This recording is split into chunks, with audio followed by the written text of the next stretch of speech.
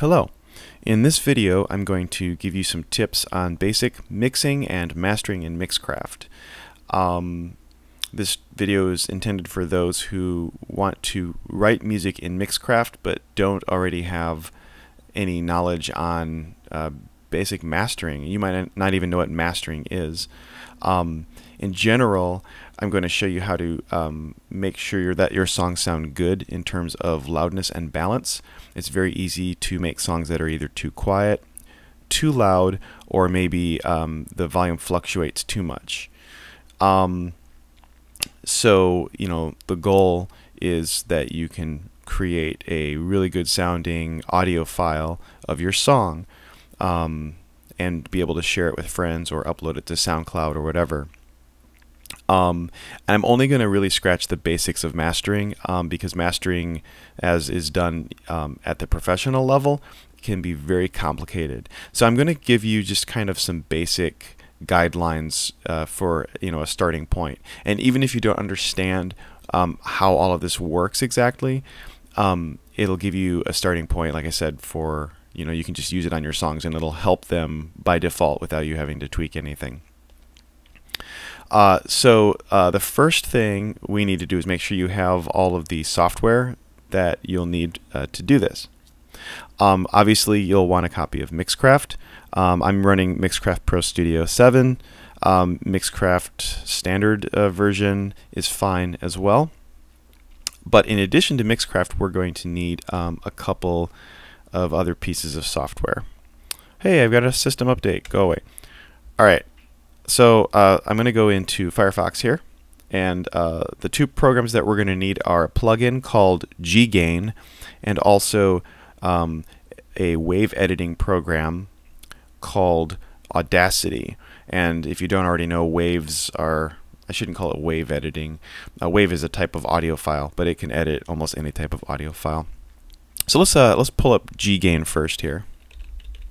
I'm just going to type Ggain VST into my search bar here using Google search, and it's the first link that comes up here, and you can see the URL www.gvst.co.uk/ggain.htm. I would advise getting it from this site instead of any other, as this is the official site. When I scroll down here, I get an option for 32-bit VST hosts and for 64-bit VST hosts. To know which one to download, check your copy of Mixcraft. When you installed it, you would have chosen to install either the 32-bit or 64-bit version. And with Mixcraft open, you can see right in the title bar that I'm running the 32-bit version. Now, you may have noticed that I'm not running Windows. So some of these steps will look a little different. But I assure you it should all work out the same in Windows. Alright, so I'm running the 32-bit version, as you saw. So I would download this version here. Save that.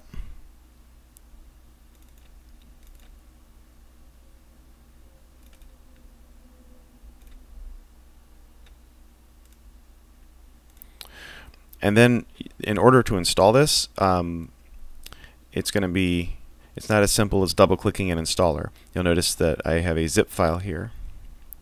So I'm going to go ahead and open this zip file. And then in my file browser, I'm going to browse, and again, I'm running a different OS, so bear with me here. So on your computer, go to your C drive, drive C, and then you should have a folder called Program Files x86.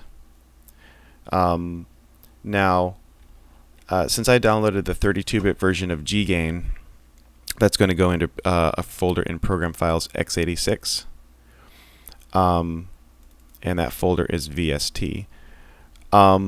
If you downloaded the 64-bit version instead, it'll need to go into Program Files, I believe Common Files VST2, and then you'd put it in here.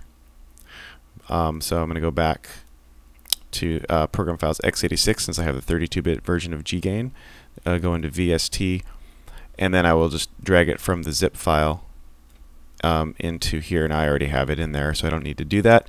And your your file browser will open, its own way of opening the zip file and stuff. It'll look different on Windows. But anyway, that's where you put it. And then if Mixcraft is open already, you'll need to restart it before it'll see the G-Gain plugin. Alright, so that's the first program. Now, if I should have mentioned this earlier, if you are one of my students that I'm making this video for, then I've possibly already installed G-Gain for you. Anyway, now we're going to download Audacity. So I'll do a Google search on this. Now Google is good in that it gives you the official website link first and foremost. Is the first entry, audacityteam.org.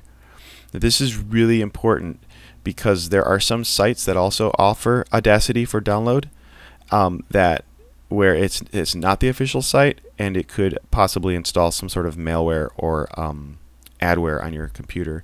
For example, if I switch this search function to Yahoo, so it's now searching for Audacity in Yahoo. If you look at the first link here, it's this download.audacity.com. This is not legitimate site. I shouldn't say it's not a legitimate site. It is actually a site, but it's not the official Audacity website. And if I click on this here, it looks like, oh, this is a nice download site. Free download. I can download Audacity. But if you look right here, it says by clicking download info distributes software via an ad-supported download manager system. Stay away from that stuff. So make sure that it's audacityteam.org. I'm going to click on that now, and here's what the site looks like. So you should be seeing this site. Now, we're going to grab the main Audacity download plus a few additional things, and the easiest way to get those is, instead of clicking the big download Audacity 2.1.1 button right here, go down to all Audacity downloads right here, and you'll be given the option Audacity for Windows, Mac, Linux. Presumably if you're using Mixcraft, you're using Windows, unless you're weird like me. And then you'll see Audacity 2.1.1 installer right here. Click that, save it. Oh, it takes you to, oh yeah, it does automatically fire it up. So we save that to your computer. I'm going to skip because I already have it. And then we click back, and you'll see under optional downloads, you have additional things that you can add. It's up to you if you want to do the additional LAD SPA plugins. If you want to start getting really crazy with the audio processing, there's lots of stuff in there. But the main thing that you'll want is this lame MP3 encoder. And what that does is that allows you to export MP3s, which is kind of an important file type. Everybody can play MP3s, and you might want to make MP3s of your songs to share with people. So this is what you'd want. Now you'll see this link down here as well for FFmpeg import export library. As it says here, this allows Audacity to import and export many additional audio formats such as AC3, AMR, M4A, and WMA. And you can also import audio from video files. By dragging a video file into Audacity, you can actually load its audio. This is really nice. I use this a lot, actually. But M4A is the Apple audio format, and you might want to be able to export to that format. And if so, you'll need the FFmpeg import export library. So click on lame MP3 encoder. You'll be able to actually download both lame and FFmpeg from the same link. So this gives you some instructions here. They're pretty simple. You just go to this link right here. It says go to the lame download page, and it says left click this link. Do not right click. Okay, I won't. I will left click. And then we get these links here. To download lame and FFmpeg for Windows, click the links below. So here we have lame version 3.99.3 for Windows. That's what you want. Click that, save it. And then if you scroll down, you'll see FFmpeg 2.2.2. click that right here and save that. Don't download this older version. That's for older versions of Audacity only. Okay, so you should have 3 files saved: the Audacity installer, the Lame installer, and the FFmpeg installer. So go to your file browser, your download folder, wherever you put those files, install Audacity, and then install Lame and FFmpeg. It should be pretty straightforward. You'll have that software available now on your system. I'm not going to go through the steps on that because it wouldn't make sense for me to do that here on a different operating system anyway. Plus, I bet you can figure that out. All right. So now let's say you've got all that stuff installed now, and you open up Mixcraft and you write a little song. So I've got a song here. It's pretty short, just kind of a demo tune. And let's say you're like, oh my gosh, I gotta share this with everybody. It's just too awesome not to, you know. Well, before you even get to the mastering step, you want to make sure that your instrument balance is good. So, you know, making sure that one instrument isn't too loud from the other. You can see I've adjusted the instrument balance here. You know, just use your ears and try to figure out what seems like a good balance. Also, a good practice is to have some instruments panned to the left or to the right. You don't need to put them extremely to the left or right, but just to give a little bit of stereo space so not everything is just right in the center. Things that are good to have centered are electric bass. Like really low sounds tend to work best centered, and actually part of that has to do with how we tend to hear low sounds. And also how subwoofer speaker systems tend to work anyway. Those things will end up kind of centered anyway, but at least to some degree. And also drums, especially. Now, usually if you have a drum set, like you load a drum set instrument in Mixcraft, then the different drums that you play with your keyboard or whatever will already have some panning depending on the drum. But generally your bass drum will be right in the middle, which is what you want it to be. But yeah, so I've got a few instruments that are kind of panned a little bit here, you can see, just to kind of keep things, you know, everything kind of has its own space. It's not all crammed into the middle. And ideally, you should, your mix should sound good already. You should, you know, mastering is not, the goal of mastering is not to fix a bad mix, because it won't. It's just to, it'll enhance it'll make a good mix sound better. So I'll just play a little bit of this so you can kind of hear how things are balanced. And while I'm doing that, I want you to watch this meter, this volume meter down here.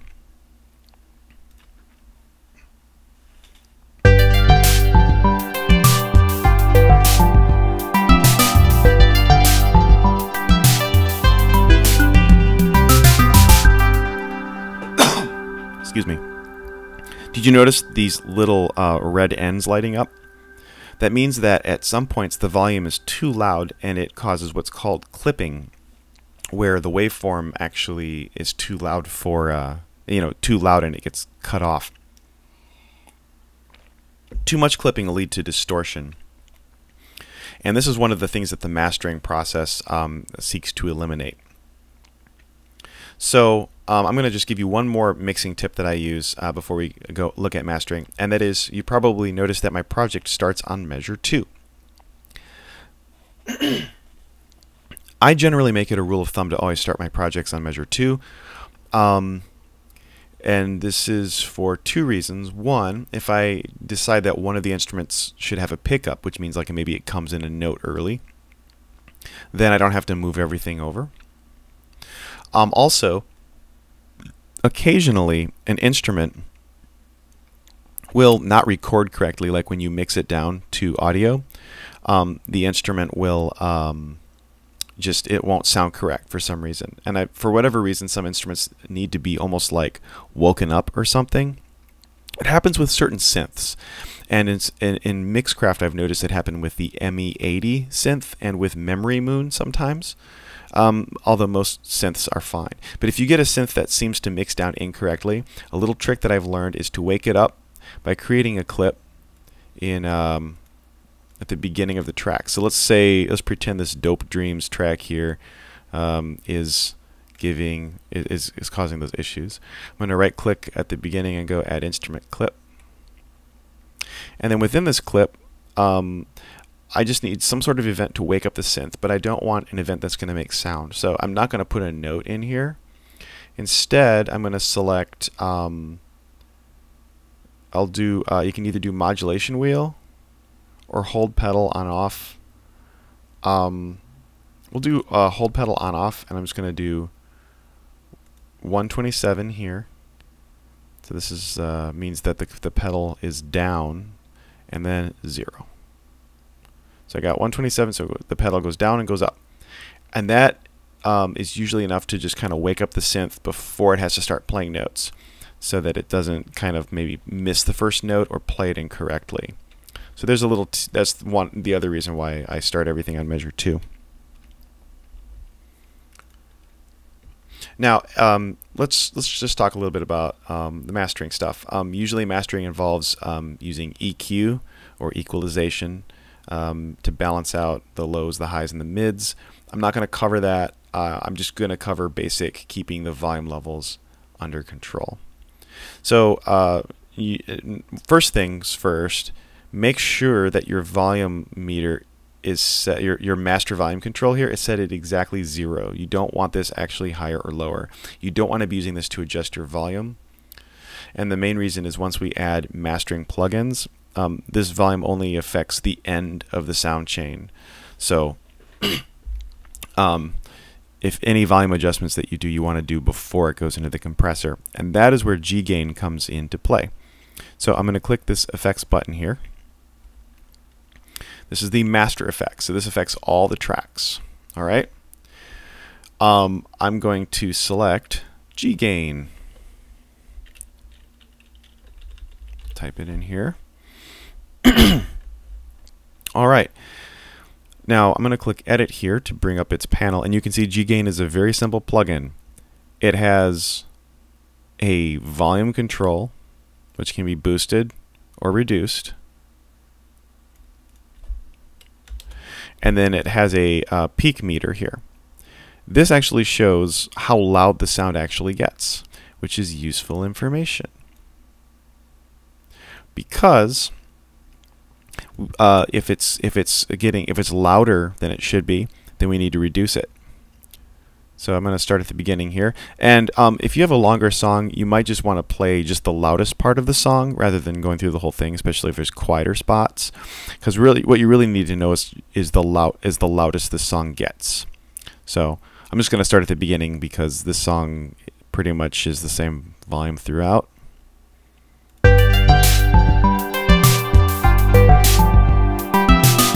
So you could see right away it is over the limit.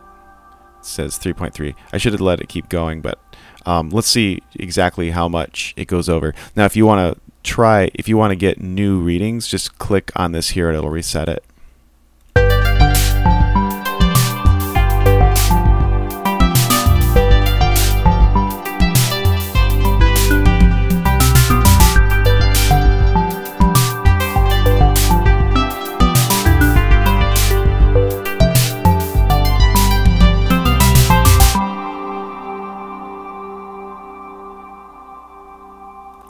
So you can see the peak, the highest volume that this got is 5.1 decibels over the limit.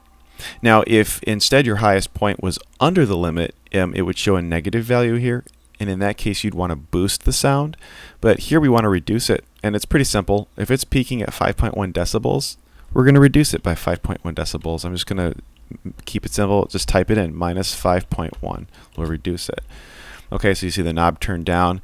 Now, you'll notice also sometimes when you play the track over and over, this number isn't always identical, but it should be within this, it should be close to this.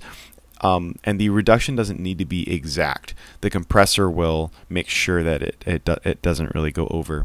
Now, you'll notice the sound is much quieter.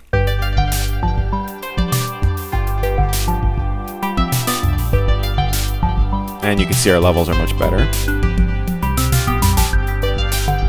Ends up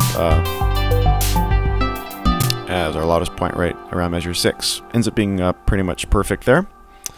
So that's it. Now the level is reduced down. So just so you can kind of see what that looks like, I'm going to open Audacity here. So this is what Audacity looks like. And I'm going to use this to show you what the waveforms look like. Here is a mix down I did earlier of the audio before I added the G-Gain plugin. So you can see that the waveform fills out things out pretty well. But if I zoom in, you can see this is what clipping looks like. See all those flat lines at the top? That means the waveform would normally go up in here, but it can't. And what happens when you get clipping is it leads to distortion. Now you may or may not have noticed the distortion in this project as I've been playing it so far.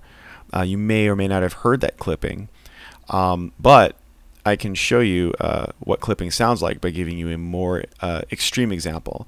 So here's what the waveform looks like when it's amplified even more. So it's really clipping. Just look how bad that is. And so this is what it sounds like when you get a ton of clipping in the sound.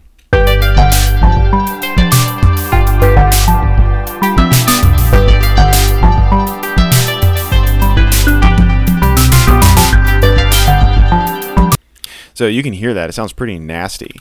Now you might not be able to notice that that same thing in the sound here. It's less obvious because that's not clipping as much, but it's still there.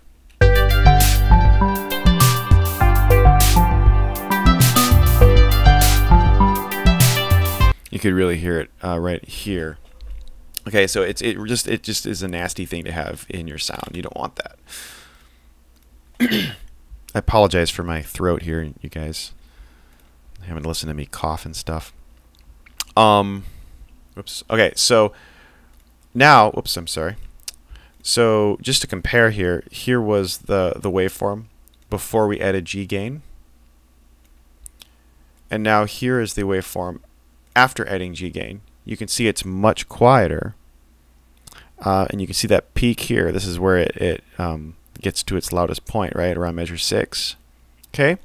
Now, so one thing you'll notice is that there's a lot of headroom here. In other words, all of this could be louder if it weren't for, this loud point here.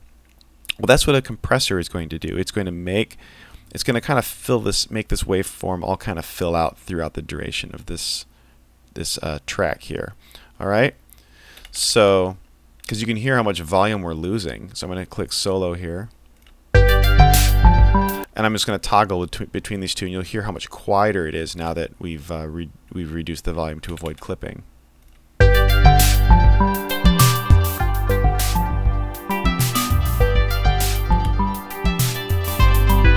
So to avoid clipping, we've reduced the volume quite a bit. The compressor that we're going to add is going to bring those volume levels back up without the clipping. That's what's so great about compressors, is they can give you additional loudness but can keep the volume level, keep it from clipping. This is called dynamic range compression. It's not the same as like MP3 compression or something like that. That's a file size compression. This is dynamic range compression. So the way that it works is when something gets to a certain loudness, then the compressor kind of tones it down a bit. So the compressor we're going to use comes with Mixcraft, and it's called Broadcast Multiband Compressor. So I'm going to click Edit to bring up its panel here. And there's a lot of functions in this thing. As you can see, all these different sliders and things like that. So I'm going to give you kind of a default preset to use. And then you can actually save it so you can bring it up each time. So you'll only need to create this preset once, and then you can use it as many times as you want after that. We're going to start with the preset AGC plus limiter. So you can see I just clicked up in this top. This is where the presets are. AGC plus limiter. Okay? And then we're going to make a few tweaks to this from here. Once I get my paper. There we go. All right. So we're going to adjust the threshold and the ratio amounts for these three bands. So just so you kind of understand a little bit about what you're seeing, this little set of controls here and this graph, this is for the low sounds, this is for the mid sounds, and this is for the high sounds. The way this works is if you have, let's say, a big loud noise on the low end, like it's a big bass drum hit or something like that, it can be compressed individually without affecting the mid or the high sounds. So this allows things to kind of stay loud and not be affected by really low sounds or really high sounds. If you don't have a multi-band compressor and just use a regular compressor, if you have, let's say, a low sound, like again, I'll use the example of a loud bass drum, then the compressor will, that low bass drum will cause the volume to dip down for all of the sound. So you'll hear what's known as a pumping effect. Sometimes that's actually a desirable effect, like in some types of electronic dance music, where you hear that bass drum go and then everything else kind of ducks out of the way. Although that's often done with something called side chaining. I'm not going to get into that, but if you want to really understand how this compressor works, you can download the manual for it. Just do a search for Broadcast Multiband Compressor Manual. And at least in Google, the first link that comes up is this link to acoustica.com. Right here, JB Broadcast 3-bands compressor. You can see it says PDF here. And if you click on that, it'll bring up a PDF manual with all the instructions you could ever want on using this software. So I'm not going to, explain every single thing that it does here. You can read this if you want to learn more. Save the PDF to your computer for later or reading or whatever. Anyway, what we're going to do is we're going to I'm going to give you some settings that are going to make this compressor a little less aggressive, because you don't necessarily want to notice that the sound is compressed. You don't want it to be really in your face. The goal of this tutorial is not to teach you how to just smash the dynamic range and make something as loud as possible. This is just to kind of keep everything, to give it a little bit more loudness while keeping those peaks in check, so you're not clipping. That's all this is. All right, so we're going to set some different values for the threshold for the low, mid, and the high. Now you notice when I drag this, there doesn't seem to be any indicator of what the value is. Well, it's actually over here on the right. You can see. So once you click and start dragging, you have to watch that right side. We're going to set the low threshold to minus 9.4 or thereabouts. We're going to set the mid to minus 13.5. Excuse me. And then we're going to set the high to minus 14.5. All right. You notice when I did that, you could see these, you can see these graphs changing. The threshold is the point at which, once it gets to that loudness, it starts to compress the sound. All right. So put that back. Then we're going to set the ratio for these as well. So this, for low, we're going to set it to 2.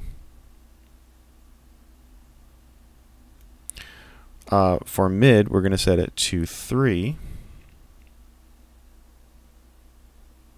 You can see how that's affecting the slope, right? It means we're, instead of just smashing the dynamics after it hits a certain point, we're gradually adjusting it. We're not going to be so overt about it. And this also gets set to 3. There we go. Okay. So at this point, we're going to save this preset.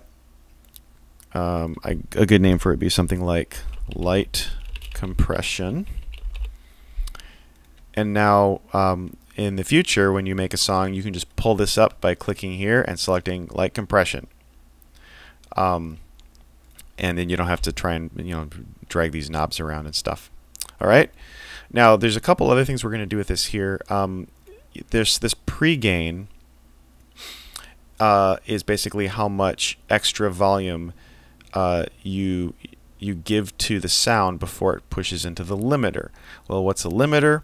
The limiter is a part of this plugin that just prevents clipping. It just makes sure that there's no clipping.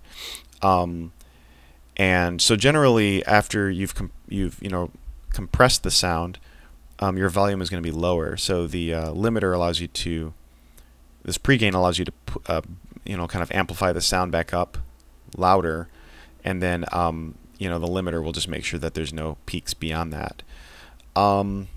Sorry if I probably could have explained that a lot better, but we're going to do a little trick here that I like to use with this plugin, which is we're going to leave this AGC enabled.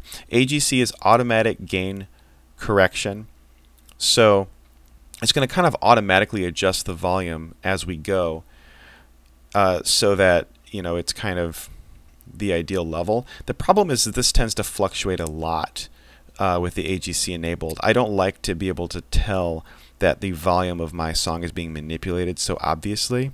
So what we're going to do is we're going to watch this pregain, and again, it's important to do this particularly in the loud spots, kind of like where's the loudest area of your song. We're going to kind of watch to see where it moves, and then we're going to turn off the automatic gain and just set it about that point, just kind of around average of where that motion is. And that should give us a more steady sound. All right, so I'm going to hit play and let's watch it.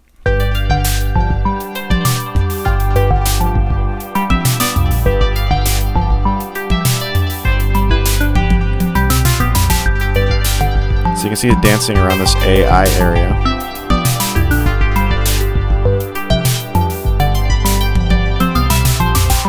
Now this song has a long synth tail. Look at it just pushing up the gain. It's making that long synth tail even louder.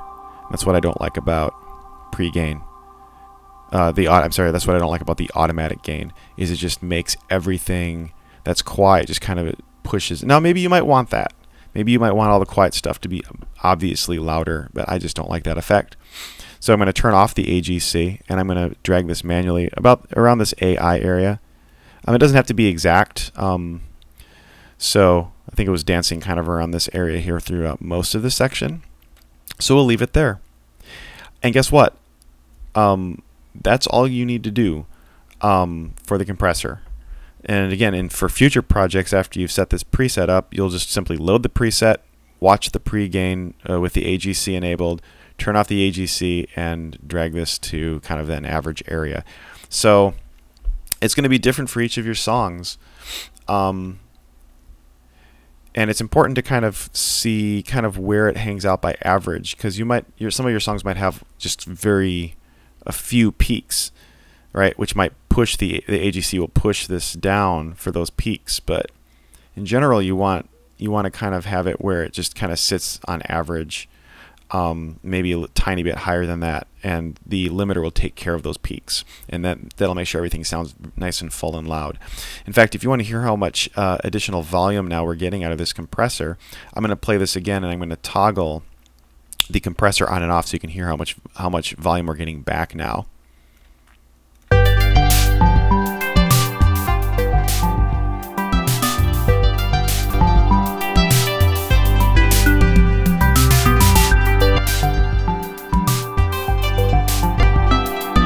So you can hear we're getting a fair amount of volume back by using this compressor.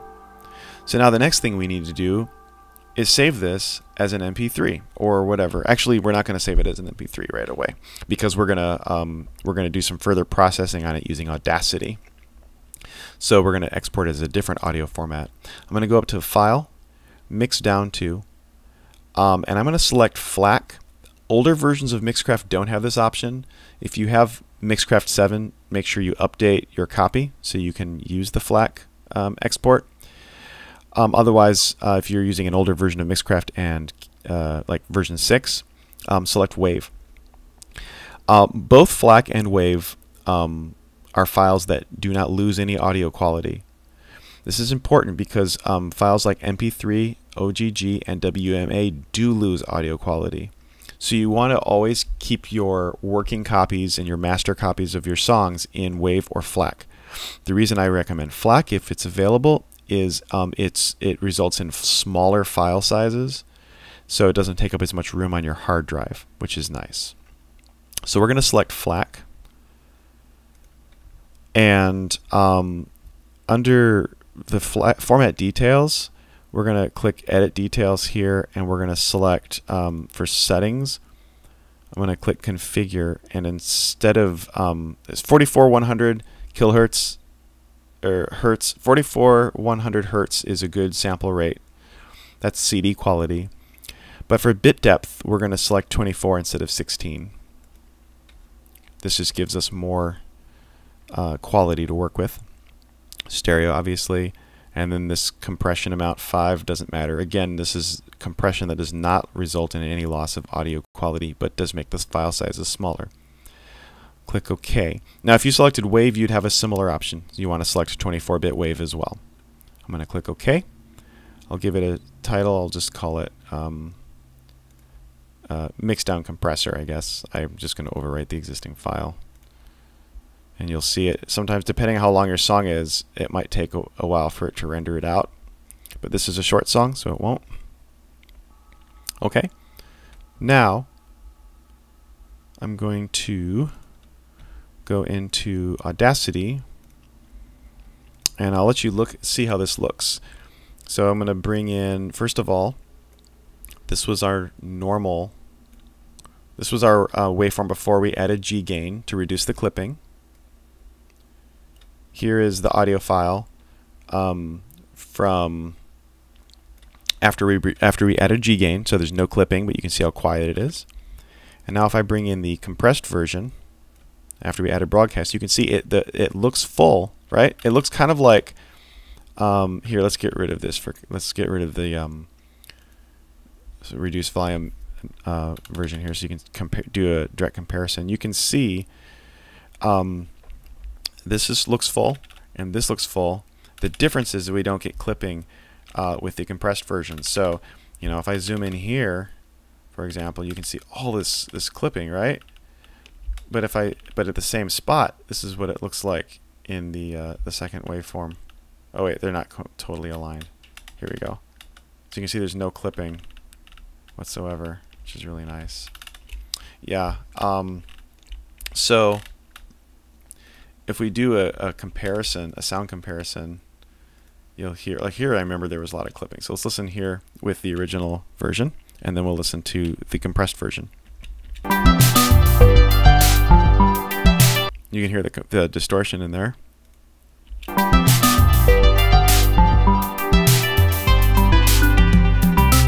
And so you can hear this is just as loud, but there's no distortion. Now, depending on how this screencast records, there might still be distortion. I don't know, but I'm not hearing any. It's perfectly clean sounding in the compressed version. So that is what we're looking for.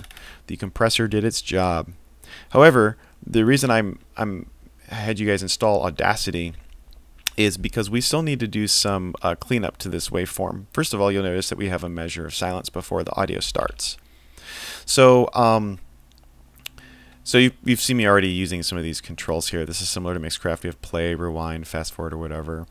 Then we also have this selection tool. So that's usually selected by default, but if it's not selected, make sure you do.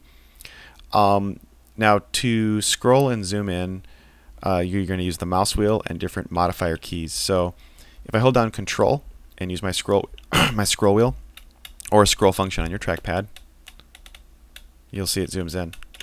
If I hold down Shift, it'll scroll horizontally. I'm not sure if the keys are different on Mac, but again, you probably shouldn't be using a Mac if you're using Mixcraft. Anyway, I digress. So what we want to do is we want to get this, we want to get rid of this space at the beginning. And I like to leave a little bit of space here before the audio starts. That's probably a good amount. Whoops.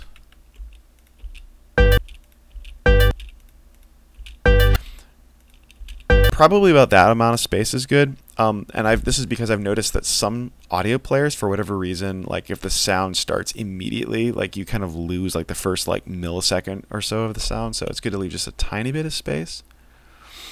And then I'm going to, on my keyboard, I'm going to press Shift Home. That selects everything from the cursor point to the beginning. Or if you hate using keyboard shortcuts, you could just, where was I? Just click and drag to the left to select that range. And then I'm going to press Delete on the keyboard. And now that space at the beginning is gone. Now, I should also turn up the ending similarly. Now, what I love about this song is it gives me an example. It gives you an example of something that you might run into. Sometimes, like, the end of the song runs on too long, like certain reverb effects or synthesizers might actually, the sound might linger on too long, and that is totally the case here. So I'm going to show you how to do a basic fade out.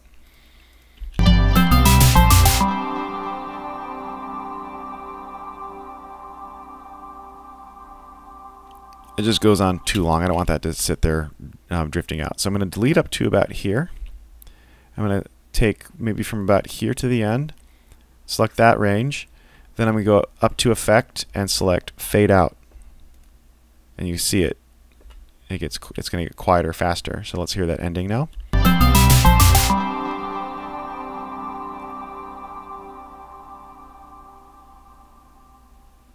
And that's much better. It's not quite as long as it was.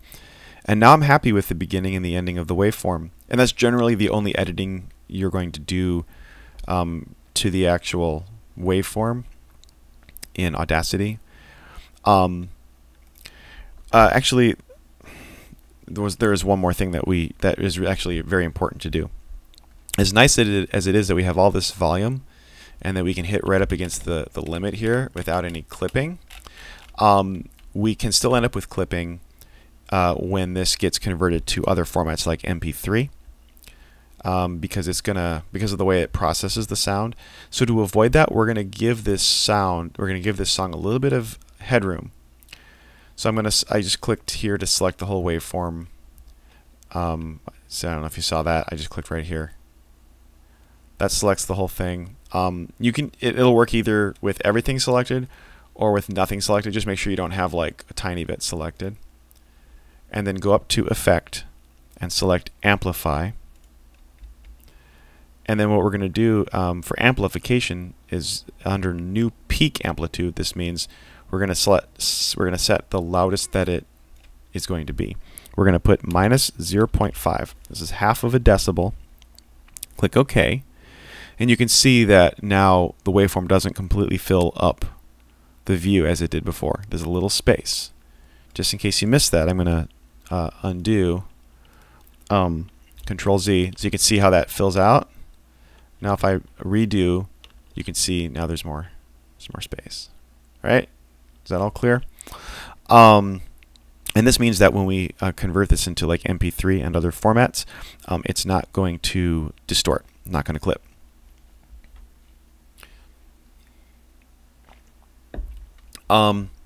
So the next thing we need to do is save our master copy of the song. This is like the copy from which any other files will be generated. So I'm going to go to File, and you might think you go to Save. Well, unless you're wanting to save it in Audacity's file format, you're actually going to go to Export Audio instead, which is what I recommend to do. So Export Audio, and for the file type, I'm going to select FLAC, F-L-A-C. Under Options, I'm going to select actually, I don't know why I just said that. Bit depth 24. So it's actually the same settings that we use in Mixcraft. 24 bit depth for the master. So it's a high quality master. And then I'm just going to save this in. Let me go to my folder I've been using here. Tutorial files, and we'll call this My Awesome Song Master. Or you don't need to put master if you don't want to. If like your FLAC is always a master. I don't know, whatever. Click Save. Oh, and this is also good. Tagging, so that when your song is loaded into audio players and stuff, it'll provide the appropriate information. So artist name, put your name or artist name and track title.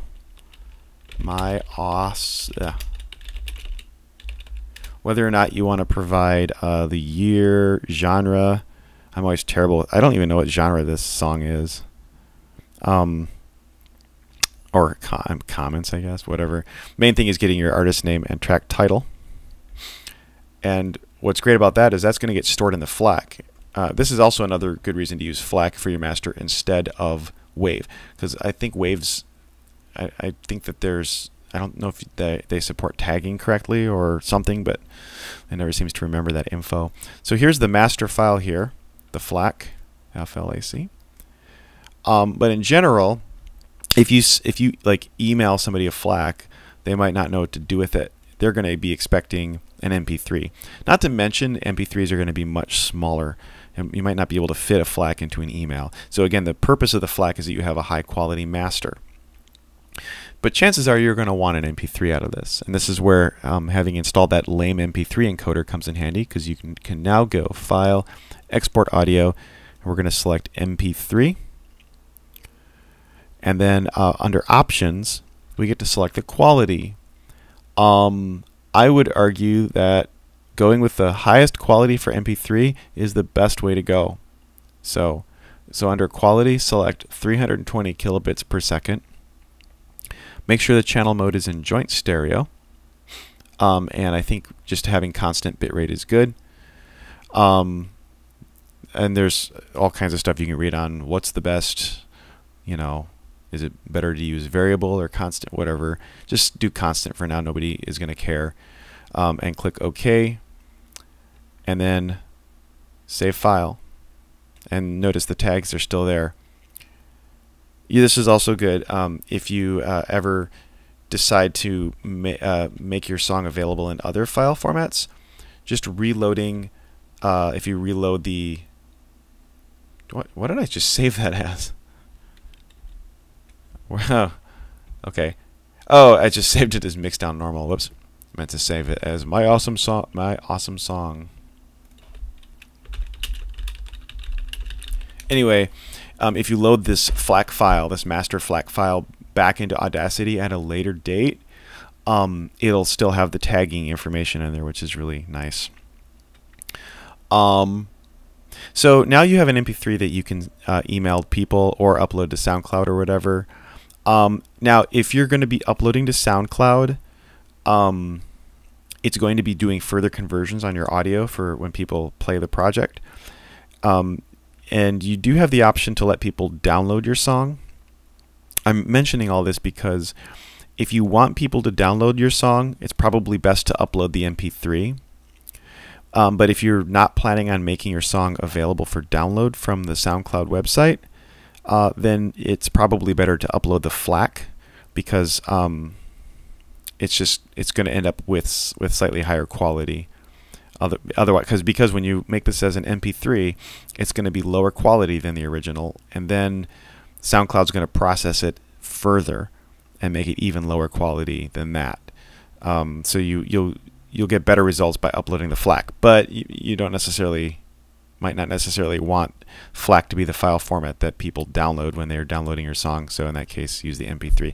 If that made sense, awesome. You guys are doing great. I know this has been long, but I just, you know, I have a number of students using Mixcraft, and most of the time it's just, oh, you know, you just go in and you just write songs and you play in the instruments and it sounds good. But you know, learning how to do this mastering step, it just really helps everything to sound good and to make sure that everything sounds professional. There's not a bunch of space before your sound starts, and there's no clipping and all that stuff. So hopefully you found this useful, and I hope you all have a great day and stuff like that. Take it easy.